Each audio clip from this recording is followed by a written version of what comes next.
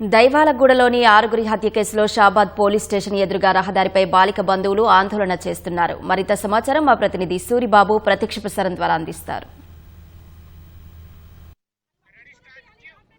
Shabad police station ఎదురుగా రహదారిపై నిన్న ఎవరైతే మృతి చెందారో మృతుల బంధువులందరూ కూడా వారికి సంబంధించిన సన్నిధులందరూ కూడా పెద్ద ఎత్తున ఆందోళన చేపడుతున్నారు. ఈ ఆందోళన నేపథ్యంలోనే మొత్తం కూడా రహదారి మొత్తం కూడా ట్రాఫిక్ జామ్ ఏర్పడిన పరిస్థితి ఉంది. అయితే నిన్న రాత్రి రంగారెడ్డి జిల్లాలో షాబాద్ ప్రాంతంలో రాజ్కుమార్ అనే నిందితుడు 6గురిని అత్యంత కిరాతకంగా కత్తితో చంపిన పరిస్థితి ఉంది. అయితే ఈ మృతికి గల కారకుడిని ఇప్పటి వరకు కూడా పోలీసులు కనీసం గుర్తించి పట్టుకోలేదని ఆయన పట్టుకుని తమకు అప్పగించాలని కూడా చెబుతున్నారు. అమ్మా చెప్పండి, ఇక అన్ని చెప్తున్నాము సార్. మాకు వాడు దొరకాలా, అమ్మ నాయన దొరకాలా, వాడు దొరకాలి, మాకు దొరకబట్టియాలి అంతే. ఆ పిల్లని ఏం చేశారో చెయ్యండి. ఆ పిల్ల ఉన్నది ఏడుస్తుందంట, ఏడుస్తుంది. ఆమెకేం చెప్పనీక రాదు, నోరు లేదు, ఏం రాదు. పక్కనే ఇంటి పక్కనే నాకు సమాచారం అది ఎప్పుడు జరిగిందో తెలియదు. నాకు సమాచారము 2 గంటలకు సమాచారం పిఎస్ వాళ్ళు పోయి గేట్ను వాళ్ళ కొడుతుంటే సౌండ్కు లేచినాం. సౌండ్కు లేస్తే ఏమైంది సార్ అంటుంటే ఈడ కేసు అయింది, ఈడ మర్డర్ అయింది, మీరు ఇక్కడ రావద్దని మమ్మల్ని రోడ్డు పైకి దోసిర్రు. సరే ఇక్కడ ఏం ప్రూఫ్స్ దొరుకుతాయి, మీరు వస్తే మీ ప్రూఫ్స్ ఉంటాయి ఇక్కడ అంటానంటే సరే అని వాళ్ళకి సహకరించినాం. సహకరించి రోడ్డు పైకి వచ్చినాం. రోడ్డు పైకి వచ్చినాక వాళ్ళు అప్పటిదప్పుడు సిఐ వాళ్ళంతా వచ్చి వాళ్ళ స్టాఫ్ షాబాద్ స్టాఫ్ ఒక ట్రాక్టర్లో తీసుకపోయి వేసుకొని పోతురు. వాళ్ళ కొడుకుని వచ్చిందా కాగండి, నేను గిట్ట కొడుకునే కానీ మా తమ్ముడు సొంత కొడుకున్నాడు, వస్తున్నాడు, ఒక 5 నిమిషాలు ఆపండి అంటే గిట్ట ఆపకుండా చెత్త బండిలు వేసుకొని మరీ తీసుకెళ్ళాను షాబాద్ సిఐ పిఎస్ వాళ్ళు. చెప్పండి, ఎప్పుడైనా ఇలాంటి ఘటన ఎప్పుడైనా జరిగిందా మీ ప్రాంతంలో? అత్యంత కిరాతకంగా మీరే చెప్తున్నారు, చంపేసిన పరిస్థితులు ఉన్నాయి, ఏం చెప్తారు మీరు నిందితుడిగా? ఇలాంటి ఘటన అయితే ఇప్పటివరకు షాబాద్లో జరిగినాయి కానీ ఇంత క్రూరంగా ఎప్పుడు జరగలేదు. మాకు ఈ విషయం మీద 3 గంటలకు సమాచారం అందింది. 3 గంటలకు మేము ఘటనా స్థలానికి వెళ్ళినాం. వెళితే అక్కడ ఉన్న పోలీసు వాళ్ళు ఎంత నిర్లక్ష్యంగా, ఒక కర్కశంగా మమ్మల్ని ఒక దొంగల్ని చూసినట్లు పోలీసు వాళ్ళు అందరూ కూడా మమ్మల్ని బంధించి మమ్మల్ని ఒక సైడ్ తీసుకుపోయి ఆపి చెత్త ట్రాక్టర్ తీసుకొచ్చి అక్కడ ఉన్న శవాలని ఒక అనాథ శవాల లెక్క ట్రీట్ చేసి చెత్త ట్రాక్టర్లు వేసుకొని పోవడం జరిగింది. అక్కడ ఉన్న సిఐ గారిని కానీ వాళ్ళు ఉన్న గారిని మేము చెప్తూనే ఉన్నాం, ఆడ ఉన్న వాళ్ళందరూ చనిపోయారు, ఆ పాప ఒక్కతే ఉన్నది, ఈ పాప ఒక్కతే ఉన్నది, వాళ్ళ కుటుంబ సభ్యులు వస్తున్నారు, ఆగండి 10 నిమిషాలు ఆగండి, వాళ్ళు వచ్చిన తర్వాత తీసుకుపోండి అంటే మమ్మల్ని అందరూ పోలీసు వాళ్ళందరూ మమ్మల్ని పట్టుకొని ఆ గోడకేసి ఒత్తేసి వాళ్ళు ఒక అనాథ శవంని తీసుకుపోయిన ట్రీట్ చేసినట్టు చేసి చెత్త ట్రాక్టర్లు వేసుకొని పోవడం జరిగింది. మేము ఇప్పుడు ఏమంటున్నామంటే వాళ్ళ ఫ్యామిలీ మొత్తం చంపేసిండు ఆయన. ఇట్లాంటి వ్యక్తిని మనము రోడ్డు మీద వదిలేసినాం అనుకో, ఒక పిచ్చి కుక్క టైపు ఎంతమందిని ఏం చేస్తారో తెలియదు. ఇలాంటి వాళ్ళను మనం వదిలేయకుండా అతన్ని ఖచ్చితంగా రోడ్డు మీద తీసుకొచ్చి ఎన్కౌంటర్ చేయాలి. ఖచ్చితంగా ఎన్కౌంటర్ చేస్తేనే మనకు న్యాయం జరుగుతుంది. ఇప్పుడు న్యాయం ఈ పాప ఉన్నది, వాళ్ళకి ఏమి ఇచ్చినా ఏం న్యాయం చేస్తాం? ఆ పాపకు మనం ఏమన్నా న్యాయం చేయగలుగుతామా? ఏం న్యాయం చేయలేం. వాడిని తీసుకొచ్చి ఎన్కౌంటర్ చేస్తేనే న్యాయం జరుగుతుందని చెప్పి మేము చెప్తున్నామండి. అందుకే వారిని తీసుకొచ్చి మనం ఎన్కౌంటర్ చేయాలి. పోలీసు వాళ్ళు కూడా 3 నెలల నుంచి వాళ్ళు యాక్షన్ తీసుకున్నారంటే ఇంత ఘోరం జరిగేది కాదు కదా. 3 నెలలు అవుతుంది. మే 16 రోజు ఇంక మనకు ఎఫ్ఐఆర్ అయితే ఇప్పటి వరకు కూడా వాడిని అరెస్ట్ చేసిన దాఖలాలు లేవు. వాళ్ళు కరెక్ట్గా అప్పుడే అరెస్ట్ చేసి వానికి శిక్ష పడి ఉంటే ఈ దారుణం జరిగేది కాదు కదా. అందుకే మేము ఏం చెప్తున్నామండి, ఆయన ఎవరైతే ఉన్నాడో రాజ్కుమార్ ఎవరైతే ఉన్నాడో ఇలా చంపేసిన వాళ్ళని వాడిని ఎన్కౌంటర్ చేసేయాలి. వాళ్ళు ఎన్కౌంటర్ చేస్తేనే కరెక్ట్ న్యాయం.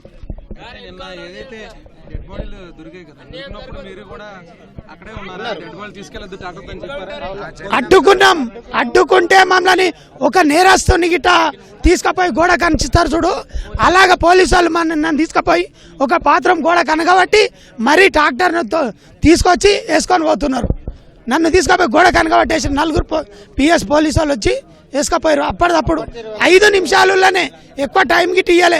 సార్ మా తమ్ముడు వస్తుండు ఆపండి సార్ అని రిక్వెస్ట్ చేసిన, కాలు మొక్తాను అడిగిన గిట, అయినా నన్ను తోసేసి నీకేం తెలిసి ఇదంట అని చెప్పి తోసేసి మరీ తీసుకెళ్ళిండు. సహకరించడం అంటే వాళ్ళ అమ్మ నాయన వాళ్ళన్న వాళ్ళు సహకరించారు, వేరే వాళ్ళు ఎవరు సహకరించలే.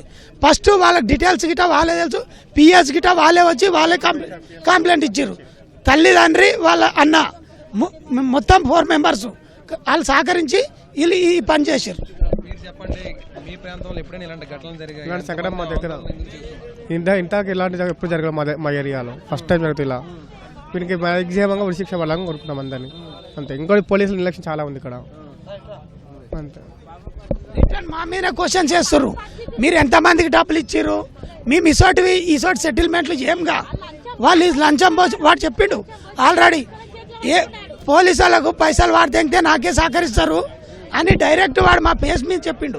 సార్ ఇట్లా అంటుండడానికి మరీ చెప్పిన నేను పిఎస్లా ఒక్కతే మిగిలింది. ఫ్యామిలీ మొత్తం చంపేసిండు ఆయననే. ఈ పాప ఒక్కతే మిగిలింది. వాడు చెప్పడం కూడా గతంలో వాళ్ళ నాన్న చనిపోయిండు, వాళ్ళ నాన్నను కూడా వాడు తీసుకొచ్చి వాడే వదిలేసినప్పుడు వీళ్ళ ఇప్పుడు చనిపోయిన కంప్లైంట్ ఇచ్చిన అమ్మాయి ఎవరైతే ఉందో వాళ్ళ కాలేజ్ కాడికి పోయి హరాస్మెంట్ చేసినప్పుడు కూడా అన్నాడంట, మీ నాన్నని చంపితే మీరు ఏం చేసిరు, ఇప్పుడు ఏం చేస్తారని చెప్పి మాట్లాడాడు. ఆ విషయం కూడా పోలీసు వాళ్ళ కంప్లైంట్లో మెన్షన్ చేసినా కూడా వాళ్ళు పట్టించుకోలే. వాళ్ళ యాక్షన్ తీసుకుని ఉంటే ఇవాళ ఇవి అన్ని జరిగేటివి కావు.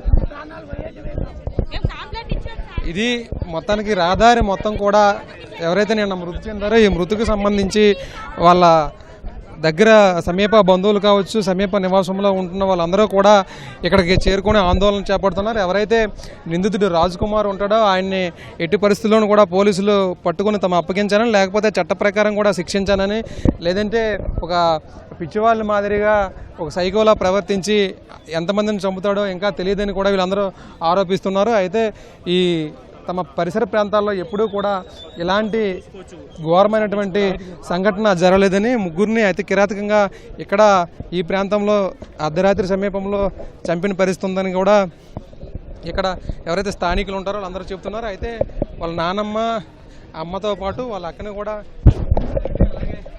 మేఘన అనే ఒక మానసికంగా కొద్దిగా వికలాంగురాలా ఉంటున్న ఆమెను మాత్రం విడిచిపెట్టి వెళ్ళిపోయినట్లు కూడా ఇక్కడ స్థానికులు చెబుతున్నారు. అయితే ఈ సాబాద్ పోలీస్ స్టేషన్ సమీపంలో రహదారిపై ఇక్కడ వీళ్ళందరూ కూడా ఆందోళన నిర్వహిస్తున్నారు. పోలీసులు ఎట్టి పరిస్థితుల్లోనూ ఎవరైతే నిందితుడు రాజ్ కుమార్ ఉంటాడో ఆయన్ని పట్టుకుని ఇక్కడ తమకు అప్పగించాలని, అలాగే చట్ట ప్రకారం కూడా శిక్షించాలని కూడా చెబుతున్నారు. మొత్తానికి నిన్న రాత్రి జిల్లాలో జరిగిన ఈ ఘటన ఒక చర్చనీయాంశంగా మారింది. అలాగే ఇక్కడ సాబాద్తో పాటు అక్కడ ఎవరైతే వాళ్ళ భార్యని 2 పిల్లలను చంపారో అదే గ్రామంలో కూడా ఒక ప్రజలందరూ కూడా చర్చించుకుంటూ భయాందోళన చెందుతున్నారు. అయితే ఈయన చంపిన వ్యక్తి ఎవరైతే ఉంటాడో నిందితుడు రాజ్ కుమార్ మొత్తంగా కనిపించకుండా పోయాడు. వాళ్ళ తల్లిదండ్రులకు చెప్పడంతో వాళ్ళ తల్లిదండ్రులు ఇక్కడ పోలీసులు ఫిర్యాదు చేశారని కూడా చెప్తున్నారు. అయితే ఈ మొత్తం కూడా ఈ మృతులకు కారణమైన ఈ రాజ్ కుమార్ను చట్టం ప్రకారం శిక్షించి న్యాయం చేయాలని కోరుతున్నారు. మరో రకంగా చెప్పాలంటే ఈ మృతికి కారణమైనటువంటి తమకు అప్పగించాలని ఈ సాబాద్ పోలీసులు ఎలా అయినా కూడా వాళ్ళకి న్యాయం చేయాలని కూడా చెబుతున్నారు. ఈ పోలీస్ స్టేషన్ ఎదురుగానే రహదారిపై పెద్ద ఎత్తున ఆందోళన చేసిన పరిస్థితుంది. ఈ ఆందోళన కూడా పెద్ద ఎత్తున మనకి ఉన్నాయి. అయితే గతంలో కూడా ఏదైతే పోక్సో లాంటి చట్టం కింద ఎవరైతే ఈ నిందితుడు ఉంటాడో ఆయనకి కంప్లైంట్ ఇవ్వడం జరిగిందని, అతన్ని పట్టుకోకుండా నిర్లక్ష్యంగా వ్యవహరించడం పట్ల, బెయిల్ ఇచ్చి పంపించడం పట్లే కఠినమైన శిక్ష చట్టాలను అమలు చేయడం పట్ల నిర్లక్ష్యంగా ఉన్నారని సాబాద్ పోలీసులపై తీవ్రంగా ఆరోపణలు చేస్తూ ఇక్కడ బైఠాయించారు. ఎవరైతే బైఠాయించారో వారందరూ కూడా పోలీసులపైన పెద్ద ఎత్తున ఆరోపణలు చేస్తున్నారు. తక్షణమే 6గురిని చంపిన వ్యక్తి బయటకు తిరగడం పట్ల కూడా వీళ్ళు తీవ్రంగా కూడా ఖండిస్తూ ఉన్నారు. తమకు అప్పగించాలని లేదా చట్ట ప్రకారం శిక్షించాలని కూడా ఇటు పోలీసులను కోరుతున్న పరిస్థితి ఉంది. పెద్ద ఎత్తున ఇంకా కూడా ఆందోళనలు జరుగుతున్నాయి. వీళ్ళు రహదారిపైనే బయట ఇస్తూ తమ ఆందోళనలు నిరసనలు కూడా కొనసాగిస్తున్న పరిస్థితి మనం విజువల్స్లో కూడా స్పష్టంగా చూసుకోవచ్చు. రహదారి మొత్తం కూడా ఇటు వెహికల్స్ కూడా ట్రాఫిక్ పెద్ద ఎత్తున మనకి కనిపిస్తూ ఉంది. వెహికల్స్ అన్నీ ఆగి ఉన్నాయి. ఇటువైపు పోలీసులు కూడా మోహరించిన పరిస్థితి ఉంది. అలాగే ఎవరైతే మృతులు ఉన్నారో మృతులకు సంబంధించి కుటుంబ సభ్యులు అలాగే వాళ్ళకి మద్దతుదారులు అందరూ కూడా ఇక్కడ ఆందోళన చేస్తూ ఉన్నారు. ఇక్కడ ఆందోళనలో ఏదైతే నిందితుడు ఉంటాడో రాజ్ కుమార్ని తమకు అప్పగించాలని కూడా కోరుతున్నాడు. సిఐ కాంతారెడ్డి అలాగే ఎస్ఐ నిర్లక్ష్యంతోనే ఇదంతా కూడా రమేష్ నిర్లక్ష్యంతోనే నిందితుడు తప్పించుకుని తిరుగుతున్నాడని కూడా ఇటు ఎవరైతే మృతులకు సంబంధించి బంధువులు పెద్ద ఎత్తున ఆరోపణలు చేస్తున్నారు. మన విజువల్స్లో కూడా చూసుకోవచ్చు. రహదారిపై ఆందోళన కొనసాగుతున్నాయి. మరోవైపు పోలీసులు బందోబస్తు నిర్వహిస్తున్నారు. మరోవైపు వెనక మొత్తం కూడా ట్రాఫిక్ జామ్ అయ్యి వెహికల్స్ కూడా ఉన్న పరిస్థితి ఉంది. అయితే ఈ ఆందోళనలు తమకు ఎవరైతే నిందితుడు రాజ్కుమార్ని అప్పగిస్తారో అప్పటి వరకు కొనసాగిస్తామని, ఎట్టి పరిస్థితుల్లో కూడా చట్ట ప్రకారం ఆయన శిక్షించాలని, ఈరోజు రాత్రి 6గురిని చంపిన వ్యక్తి మరెంతమందిని ప్రాణాలను బలికొంటాడని కూడా వీళ్ళందరూ కూడా ఆవేదన వ్యక్తం చేస్తూ ఆయన పట్టుకోవాలని కూడా ఇటు పోలీసులను కోరుతున్న పరిస్థితి ఉంది. ఇప్పటివరకు ఇది తాజా పరిస్థితి. Over to you.